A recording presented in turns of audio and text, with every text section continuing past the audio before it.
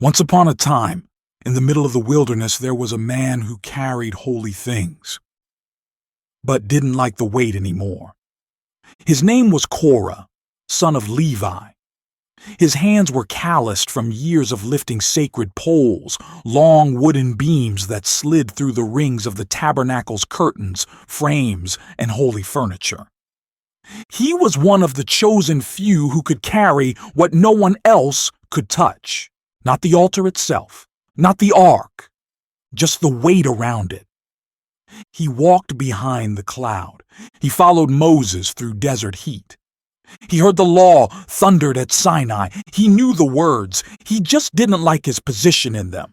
That morning, as the camp of Israel slept and the ashes of yesterday's sacrifices still glowed faintly in the sand, Korah stood alone behind the tabernacle, staring at the poles stacked beside the Holy of Holies. He'd helped carry them across 3 deserts. He'd held them steady while Aaron and his sons walked ahead like kings in linen. Always ahead.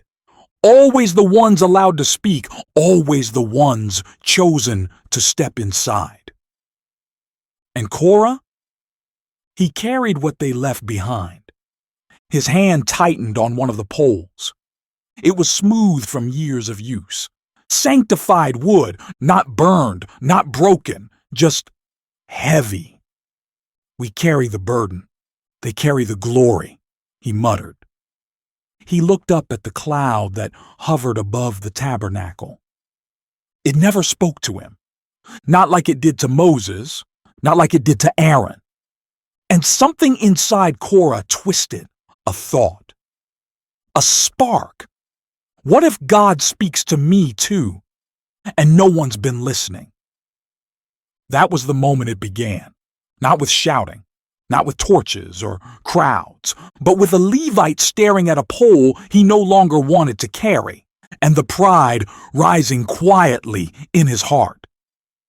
Because long before the ground split, Korah had already cracked. Once upon a time, deep in the desert of Sinai, there was a man who believed he deserved more. His name was Korah.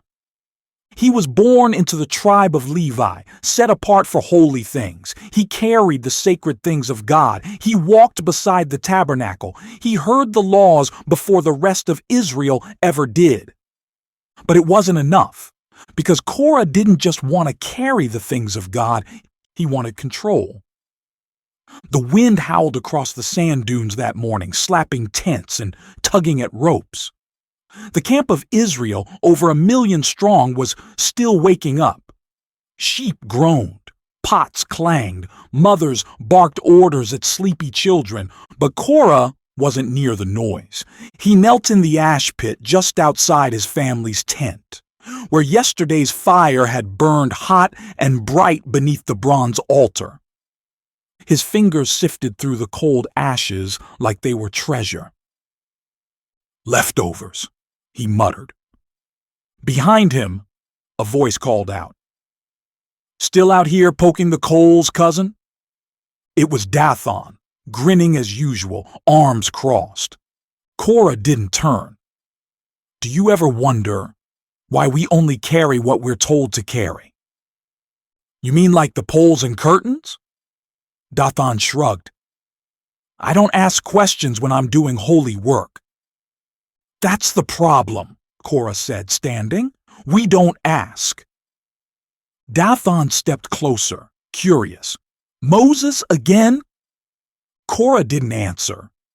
He looked toward the center of camp where Moses' tent sat higher than the rest, close to the cloud, closer still to power. "He's just a man," Korah whispered, "but we act like he's untouchable." "You think you could do better?" Dathan asked. Korah's eyes narrowed. "I think God speaks to more than just one man." The wind picked up again, sending a swirl of ash into the air. "You're going to make enemies talking like that," Dathan warned. Korah turned, eyes blazing now. "Or I'll make leaders. Men who are tired of standing in Moses' shadow. Men who remember that all of us are holy, not just one family line. Dathan was quiet for a moment, then he smirked. I'll grab Aviram. And just like that, the idea turned into a plan. A spark flickered in the ashes, and Korah was ready to fan the flame. The next evening, long after the last goat had been tied and the firewood stacked, Korah met with two men in the outer circle of camp. They didn't meet near the tabernacle. They didn't sit near the Levite tents. They met in the dust, where few dared to walk and even fewer dared to question. The men were Dathan and Abiram, leaders from the tribe of Reuben. Their tribe camped near Korah's. Their pride did too. So, Dathan said, crouching near the fire, what exactly are you saying? I'm saying, Korah replied, we've followed a man long enough. Careful, Abiram muttered, glancing toward the center of camp. You're talking about Moses. I know who I'm talking about, Korah snapped, and I'm saying what others are thinking. We are a kingdom of priests, aren't we? God didn't just choose one man. He chose all of us. Dathan rubbed his chin, but Moses hears from God. And so can we, Korah said. The wind blew hot across the sand. Their fire flickered low, spitting sparks. Korah leaned closer. We're carrying poles and fabrics while Aaron and his sons sprinkle oil and speak blessings. What makes them holier than us? Abiram scoffed. Bloodline, Dathan added. And the tent, he calls a tabernacle. Korah's voice hardened. Then maybe it's time someone entered the tent and asked God directly. The men looked at one another, not with fear, with interest. Because it wasn't just Korah's pride now, it was becoming theirs. Over the next several days, Korah moved quietly through the camp. He didn't yell. He didn't threaten. He asked questions, the kind that sound innocent until they've done their damage. Why should one man lead? Don't you hear from God too? Hasn't Moses failed us before? Weren't we better off in Egypt? He spoke to men from every tribe, princes, elders, respected voices, and one by one. They listened. By the end of the week, Korah had 250 men at his back. Men with names, men with clout, men tired of carrying the weight while Moses stood in the cloud. And as they gathered behind his tent, with lamps in hand and conviction in their chests, Korah stood tall before them and said, We are not rebelling against God. We are returning what was stolen. Tomorrow, we rise. And the people cheered softly in the dark, not knowing that some things, once risen, don't come back down. Morning cracked open like thunder, not with sound, but with a feeling. Something in the air had shifted, something heavy, like all of heaven was holding its breath. The people of Israel gathered, not for worship, not for battle, but for the show. Word had spread like fire through dry grass. Korah was confronting Moses, and he wasn't coming alone. 250 men walked beside him, their faces proud, their tunics clean, their heads held high. These weren't outcasts or fools, these were leaders, chosen men from each tribe, well known, well respected. And at the front, Korah's voice rang out over the crowd. You've gone too far, Moses! Gasps rose. Heads turned. Even some of the priests stepped back. Moses stood still, his eyes fixed on Korah. No anger, just grief. Korah stepped forward. We are all holy, he shouted. All of us. God is with the whole community. Why then do you set yourself above us?" Moses closed his eyes and dropped to the ground, face to the dirt. He didn't speak back right away. He wept, not out of fear, but because he recognized the rebellion for what it truly was, not against him, against the Lord. The people watched in silence. Even Korah was caught off guard by the humility, but pride doesn't back down easily. Moses stood again, slowly, and looked Korah in the eye. "Tomorrow morning," he said quietly, "the Lord will show who belongs to him and who is holy." He pointed at the 250 men. "You want priesthood? Then bring your fire pans tomorrow. Come before the Lord with incense. Let him decide." Korah smirked. "Fine, let's see who he chooses." But Moses wasn't done. He turned toward Dathan and Abiram's tents, his voice loud now. "Isn't it enough that God brought you out of Egypt, that he chose you as Levites to serve in his presence, and now you demand more?" Korah clenched his fists. "You've rejected your calling," Moses said. "No," Korah snapped. "We're reclaiming it." The people whispered. Some stepped back.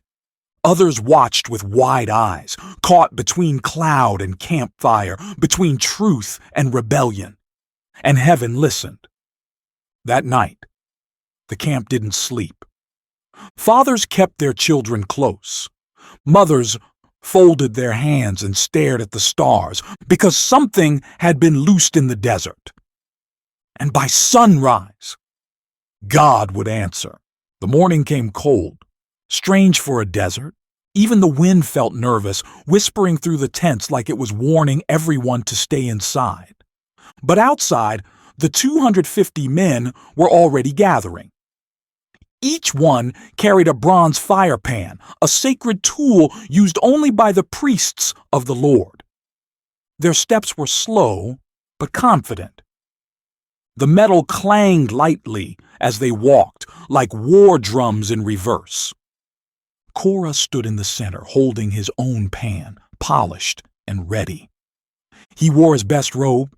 He had memorized every argument, and he had already pictured the moment when the cloud of God would rest on him. Moses stood across from them, expression calm, voice steady. "Each of you, place incense in your pan," he said. "Present it before the Lord. Let him choose who is holy." No shouts, no flames, just silence and preparation. The people watched from a distance, clustered on the hillsides behind their tents, afraid to get too close. Even some of the elders stood with Moses now, no longer sure where this was going. Aaron stepped forward, carrying his own pan. No robe of pride, just obedience. He knelt before the entrance of the tabernacle and placed his incense with a quiet reverence that made Korah grit his teeth. He thinks he's better than us. He thinks God will ignore our offering. Korah turned to his men. "Remember, God is with all of us," he said firmly. "Don't flinch. Don't be afraid. He sees our hearts." They nodded, but some shifted nervously, because the smoke had started to rise, and the cloud above the tabernacle was moving. It dipped low, lower than before. It hovered above the entrance like a storm about to break. And then, fire. A burst of brilliance from the cloud center. It didn't roar. It didn't warn. It simply shot downward like a living judgment. In seconds, it hit the ground. And the 250 fire pans lit up as one, not with glory, with wrath. The incense curled into black smoke. The fire pans clattered to the ground as men cried out, dropping their offerings and stumbling back. Some screamed. Some fell. But none were accepted. And the voice of the Lord rang out, "Tell the people, step away from the tents of Korah, Dathan, and Abiram." The earth held its breath, and so did Korah, because he finally understood. This wasn't a debate, it was a line, and God had drawn it. The smoke was still rising. The smell of scorched bronze and burned incense lingered in the air like a warning that wouldn't fade. All across the camp, people were backing away. Herders pulling their animals, mothers clutching children, elders whispering to each other behind shaking hands. But Korah stood still, frozen. His fire pan was gone. Nothing but ash and metal now, one of 250 that had clanged against the stone like judgment made a sound, and yet he didn't move. He couldn't. From across the camp, Moses stepped forward, slow and deliberate, his voice loud enough to ring through every tent, every tribe, every trembling heart. "This is how you will know that the Lord has sent me to do all these things, and that it was not my own idea." The crowd leaned in. The silence was thick. "If these men die a natural death, if nothing unusual happens, then the Lord has not sent me." Gasps rippled through the people. Even Dathan took a step back. Moses raised his hand toward the heavens. "But if the Lord brings about something new, if the ground opens its mouth and swallows them alive, then you will know. These men have treated the Lord with contempt." The silence after those words was unbearable. Korah's heart pounded in his ears. His eyes darted to the ground. Still, still. Then a rumble. Not thunder. From beneath. A low, groaning sound that crawled up through the sand like something ancient had just woken up. Children screamed. People stumbled backward, and suddenly, the earth cracked right beneath Korah's feet. It didn't split like a chasm. It peeled open, like a mouth unsealing in the dust. The sand collapsed inward. Tents folded like paper. Wooden beams snapped. And Dathan screamed, "It's happening! Run!" Abiram tried to flee, but the ground caught him by the heels. All around Korah, the dust spun in circles. The air turned dry and hot. "No, no, this wasn't supposed to happen," he cried. "I stood for something holy. I stood for all of us." But the earth didn't care. It remembered the pride, the poison, the fire that started in the heart before it ever touched a flame. Moses shouted one final time, "Everyone, move back! Get away from their tents!" Families scattered. Elders dropped their staffs. The entire assembly pulled away as the mouth in the ground widened, and with a thunderous roar, the earth swallowed Korah, Dathan, Abiram, their families, their tents, everything. Gone! The ground closed like it had never opened, as if it had simply taken back what pride tried to steal. Silence. Not even the wind moved. Not a sheep bleated. Not a bird chirped. Even the fire stopped crackling. Then someone sobbed. Then another.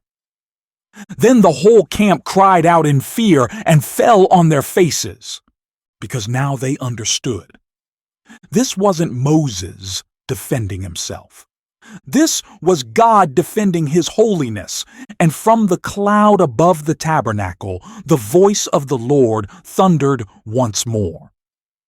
"Tell Eleazar, the son of Aaron, to gather the fire pans, hammer them into a covering for the altar, as a sign for every generation after." A sign made of the very tools pride had used. A reminder. God decides who stands in his presence, and pride always falls. The earth had closed, but the fear didn't. All through the camp, people stared at the spot where the ground had opened, where tents, families, and 250 honored leaders had vanished without a trace. The sand was flat again, like it had swallowed a secret and wiped its mouth. Some wept. Some stood frozen. Some couldn't speak at all. But by nightfall, the murmuring had begun again. It started quiet. That was too harsh. Korah only asked questions. Moses is dangerous.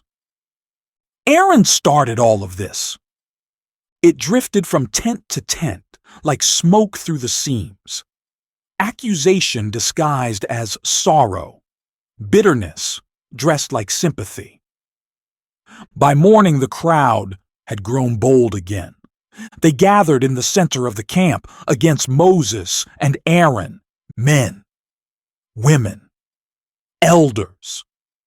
They raised their voices like they had learned nothing from the day before. "You killed the Lord's people," someone shouted. "Their blood is on your hands," another cried. Moses couldn't believe it. Aaron stood stunned, holding the staff that had bloomed with almond blossoms not long ago, God's own symbol of choosing him as priest. And yet, here they were again, blaming the innocent, challenging the holy, forgetting the fire, forgetting the shaking ground, forgetting God. Moses fell face down again, weeping, not in fear of the people, but in fear of what God would do next. Because Moses had seen what happened when the Lord's anger burned hot. And it was burning now. Suddenly, the cloud over the tabernacle descended, fast, thick, and glowing. The glory of the Lord filled the air like a wall of flame without heat. It hovered above the camp and crackled with divine fury. God's voice spoke, raw and unfiltered, "Get away from this assembly so I can destroy them in an instant." Aaron gasped. "No!" Moses cried out, "God, no, please!" He turned to his brother. "Quick, take your censer, put incense in it, go stand between the living and the dead." Aaron didn't hesitate. He grabbed his fire pan, filled it with coals from the altar, and ran. He didn't walk. He didn't pray first. He ran into the crowd that had just cursed him, because Moses knew God's wrath had already started, and only intercession could stop it. As Aaron moved through the people, he saw them begin to fall, one by one. Some clutched their chests. Some cried out and dropped to their knees. Some died before they hit the ground. A plague was sweeping through the camp, faster than wind, faster than reason. But Aaron stood firm between the fallen and the fearful, swinging the censer in steady circles, the incense rising into the sky like a cry for mercy. And the Lord saw it. The plague stopped. Not slowly, instantly. Where Aaron stood, the invisible wave of death hit a wall and backed off, like light shoving back a shadow. In total, 14,700 people died that day. Not by the sword, not swallowed by the earth, but by the weight of their own rebellion. Later, when the bodies had been buried and the dust had settled, Moses sat outside his tent, exhausted, broken, praying into the night. Aaron sat beside him, and neither said a word. Because what more could they say? The people had seen fire. They had seen the ground open. They had watched death pass through like a windstorm, and still, they had blamed the ones God had chosen. Sometimes pride doesn't leave when the rebels fall. It hides in the hearts of the crowd, waiting for the next moment to rise. The camp was silent for days.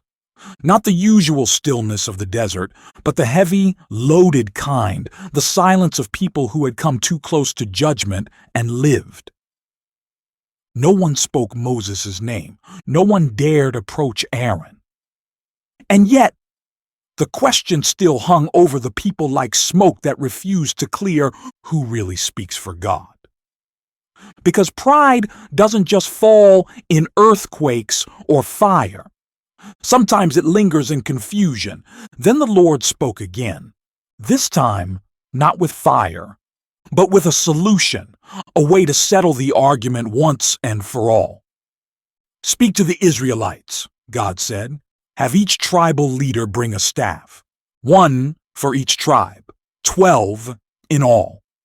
Write their names on them, and write Aaron's name on the staff of Levi. Place them before me in the tent of meeting, and the staff of the man I choose will sprout.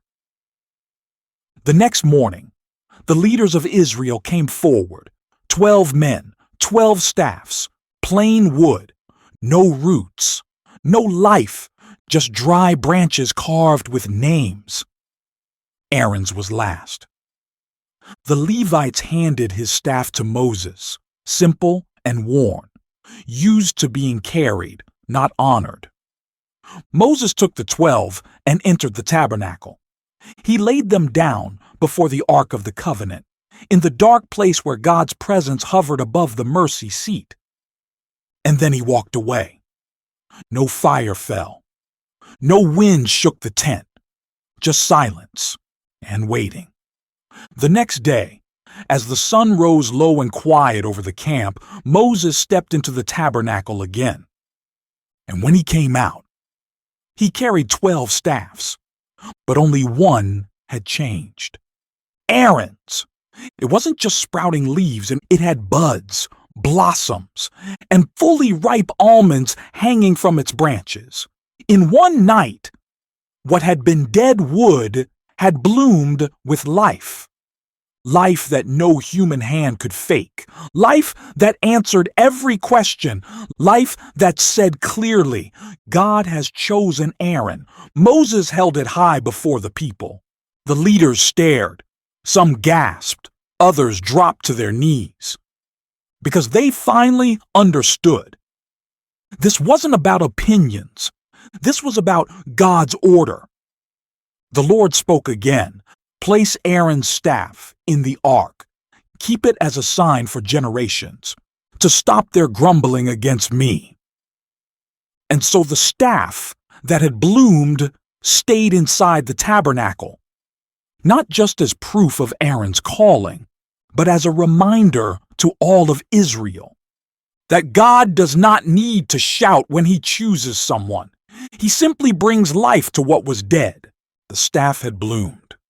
The almond blossoms still clung to its dry wood like a miracle no one could explain. Aaron didn't speak a word as Moses carried it through the camp. He didn't have to. The sight of the flowers, delicate, soft, impossibly alive, did the speaking. No thunder, no earthquake, no fire, just fruit on a dead branch. And that was somehow more terrifying than the ground splitting open, because it was gentle and still, undeniable. The people stared as the staff passed them. Some covered their mouths, some wept. Some turned their faces away, not out of disrespect, but because they finally saw what they had refused to believe.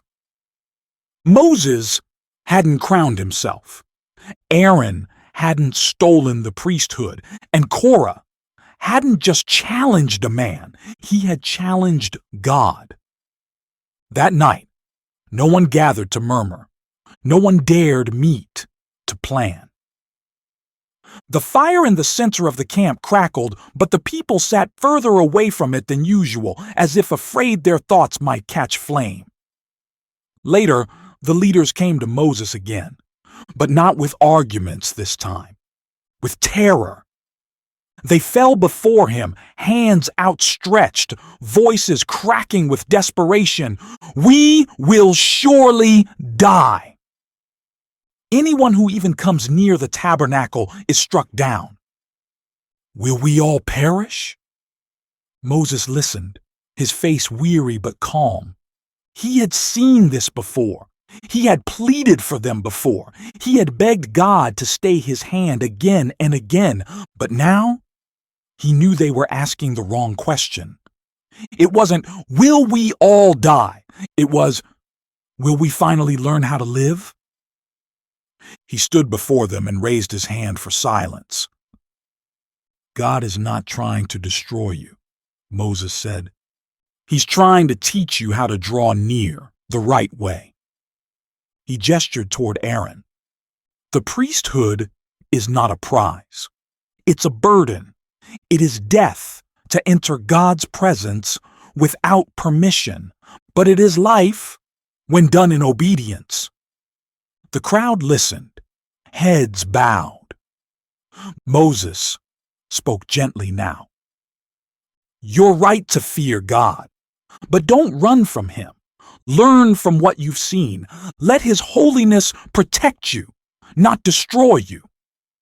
From that day on, the people came forward slowly, humbly. When they needed atonement, they didn't argue about who offered the sacrifice. They went to Aaron. They accepted what God had put in place. Not because they finally trusted men, but because they feared removing the covering God had provided. The camp shifted. It didn't become perfect, but it became ordered, holy, settled. And beneath the golden cover of the Ark of the Covenant, inside the Holy of Holies, Aaron's staff remained, still bearing fruit.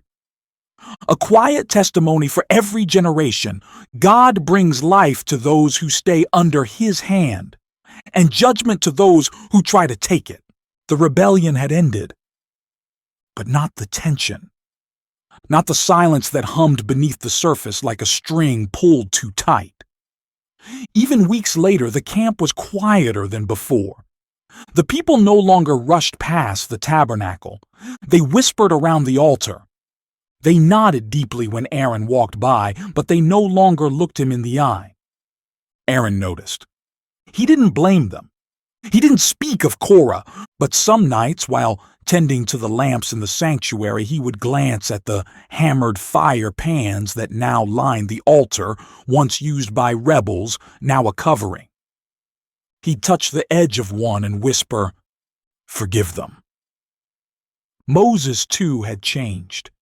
His beard was more silver now. His hands shook more often when he lifted his staff. But it wasn't age. It was burden. The weight of a people who demanded leadership but hated correction. He sat often at the edge of his tent, staring at the horizon. Joshua sometimes joined him, quiet and steady. Moses would speak softly, mostly to himself. "I never asked for this."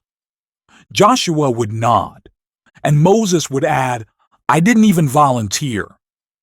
Then after a pause, "But I'd still do it again." Because Moses knew something the people didn't always see. That the man standing in the fire isn't always the most powerful. He's just the one willing to burn on their behalf. One afternoon, as the sun glowed pale and the wind carried the scent of the evening sacrifice, a boy from the tribe of Issachar approached the edge of the tabernacle court. He stopped, unsure. He held something in his hands, a torn tunic. His brother had fallen. They needed help. But he didn't walk forward. He trembled. Aaron saw him from inside. He stepped out, not with fire, not with ceremony, just with a priest's robe and a heart that had stood between the living and the dead. He knelt down. "Do you need the Lord's mercy?" he asked gently. The boy nodded. Aaron placed a hand on his shoulder. "Then we'll bring it together." That's when the people started to change. Not all at once, but slowly. They began to understand. The priest wasn't above them. He stood for them. and in the quiet after rebellion. That truth was more powerful than fire. Years passed. The tents changed. Some faces grew older, quieter. Others vanished into the sand, buried with staff and sandals and silence. New children ran past the altar, too young to remember the day the ground opened, too young to know the names Korah, Dathan, and Abiram, too young to understand what holy fear felt like.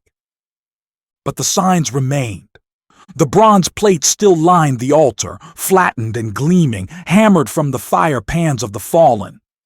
When the sun hit them, they sparked like warnings, like history refusing to die. One boy, curious and bold, once pointed to the shimmering metal and asked, "Why is it different from the rest?"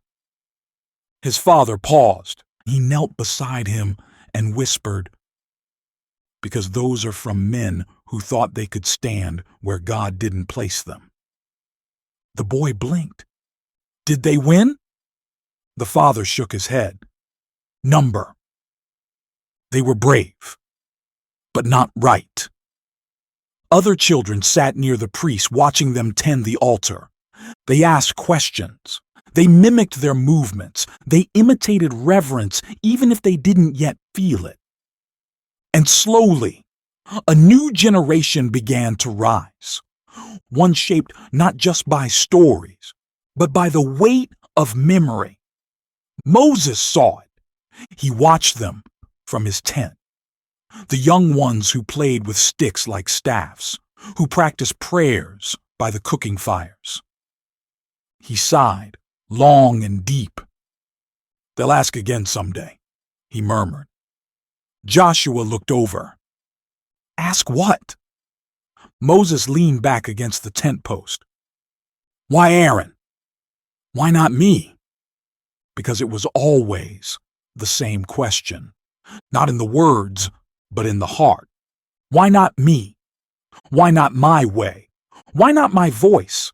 And Moses knew if they forgot the fire, they might try to steal it again.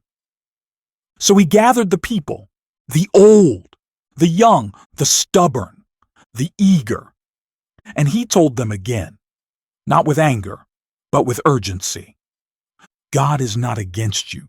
He walks among you, but he must be approached with reverence, with order, with surrender.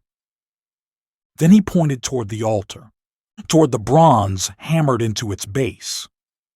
"Let this be a sign," he said, "so that no one outside the priesthood should draw near with strange fire ever again."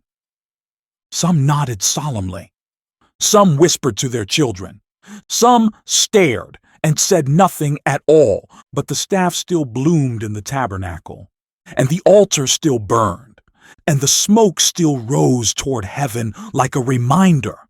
God still dwells here, but only in his way. The sun was setting low across the camp. Golden light spilled over rows of tents like a blessing, like a farewell. Moses stood on a ridge overlooking the people. They moved like waves beneath him, preparing dinner, mending nets, herding livestock. Ordinary things, normal things. But he saw something they didn't. He saw a turning. Joshua approached from behind, his footfalls soft. "They're almost ready," he said. Moses nodded. "Yes, they're moving forward." A pause. Then he added, "But not all of them know what they're leaving behind." He motioned toward the heart of the camp, where the altar still burned and the bronze fire pans still glinted in the light. "They don't speak of him anymore," Moses said quietly. "Not by name." "Who?" Joshua asked. Moses turned his face toward the horizon. "Korah." The name fell like a stone in the silence. Joshua didn't answer right away. "Then, what would you have said to him if you'd known what he'd become?" Moses exhaled, long, heavy. "I would have said, You were chosen. I would have reminded him that being near to God, even in service, even without a title, is not less. He swallowed. I would have told him that carrying the holy things is not a burden, it's an honor. And that challenging God's order doesn't make you brave, it just makes you blind. They stood quiet together, watching the orange firelight flicker against the altar stones. Moses continued, softer now. But Korah didn't want to carry anymore. He wanted to command, and that's what broke him. Behind them, a group of young Levites passed by, carrying wood for the altar, walking in rhythm, their faces humble, their steps deliberate. Joshua watched them go. They don't ask why anymore, he said. They don't need to, Moses replied. The fire pans say enough. But Moses knew something else too, that Korah's name, though spoken in whispers, was not lost. His fall had become a fence, a warning woven into the soul of the priesthood. Not to shame the future, but to protect it. As night fell and stars scattered across the sky, Moses placed a hand on Joshua's shoulder. You'll carry them soon, he said, and they'll challenge you too. Joshua looked up. And what should I do? Moses smiled faintly. Don't try to be followed. Just follow God. And the ones who fear him will follow you. Far behind them, the bronze shimmered, and the wind whispered a name the people no longer spoke, but never forgot. The people were preparing to cross into the promised land. Finally, the wilderness behind them, a new home before them. But before they stepped forward, Moses looked back. He stood on a rock above the camp, scroll in hand, the wind tugging at his robe, his eyes worn with age but burning with urgency. Listen, O Israel, he began, to the statutes and the laws I give you today. The crowd grew silent. Children sat cross-legged in the dust. Young warriors set their spears aside. Women leaned forward, wide-eyed, ready to hear what their parents had once whispered by firelight. Moses spoke of God's faithfulness, of manna in the morning, of water from the rock, of cloud by day, fire by night. He spoke of commandments, of covenants, of choosing life instead of death. And then he paused. His voice dropped low. Do not be like those who rose up against the Lord's chosen. There was a murmur in the crowd. Few needed the name. The older ones remembered. The younger ones had heard. The earth, they said, still tastes like ash in that spot. Moses didn't say Korah. He didn't need to. Instead, he turned toward the altar, still standing, still burning, still wrapped in the bronze shame of 250 crushed fire pans. God is holy, Moses said, and he is not mocked. When he gives you leaders, follow humbly. When he gives you roles, serve faithfully. And when he gives you boundaries, don't try to climb them. He held up the scroll. This law is not far from you, not hidden in heaven, not beyond the sea. It is near you, in your mouth, and in your heart. A boy in the crowd whispered, Is he talking about Korah? His father put a hand on his shoulder. Number. He's talking about us. Because Korah had fallen long ago. But the temptation to replace God's order with ambition was always waiting. And Moses wasn't just warning them about what had happened. He was warning them about what could happen again if they forgot. As the sun began to dip below the ridge and shadows stretched across the sand, Moses ended his speech. "Choose life," he said, "that you and your children may live, and that you may dwell in the land the Lord your God is giving you." The people stood, silent, not clapping, not cheering, just remembering. Because this wasn't just history, it was a hinge. And Korah's name, buried deep in the dust, had helped turn it. The war was over. The fire had faded. The ground was still. But the question of leadership never quite stayed buried. Years after the rebellion had passed into memory, the tabernacle still stood, wrapped in curtains glowing with oil lamps filled with prayers. And deep inside, behind the veil, was the Ark of the Covenant. Inside the Ark, 3 things: the stone tablets of the law, a golden jar of manna, and a staff. Aaron's staff. It had bloomed once, long ago. Almond blossoms, buds, ripe fruit on dead wood. But that was yesterday's sign. Some had begun to whisper again. That was then. Maybe it was just a one-time miracle. Maybe we've changed since then. So God gave a quiet answer. Not fire, not thunder, not shaking earth, just life. One day the veil was pulled aside. The priests entered to tend the sanctuary. And there, resting in silence, untouched, was Aaron's staff. Still blooming, still bearing almond blossoms, still alive. It hadn't faded. It hadn't dried. It hadn't lost a single petal. The same life God had placed in it after the rebellion was still there, because His calling doesn't rot with time. It doesn't wilt with whispers. It doesn't need to defend itself.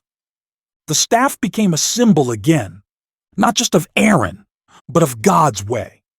Leadership that bears fruit, authority that doesn't boast, obedience that blooms in secret. Young priests were taught to look at it and remember, you don't force your way to the front.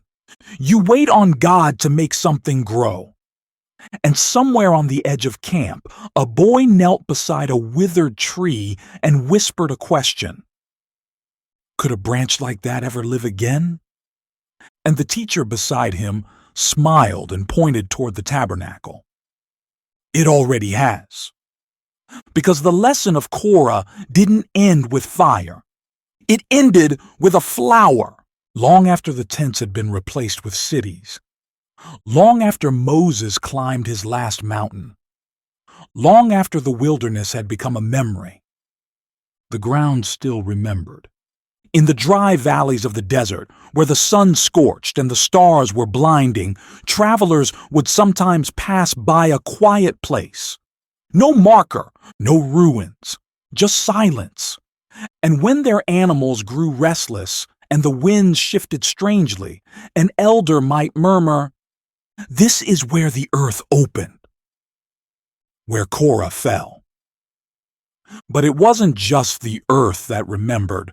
The people did too, not in anger, not in gossip, in awe. Because Korah's story wasn't just about a man who wanted more.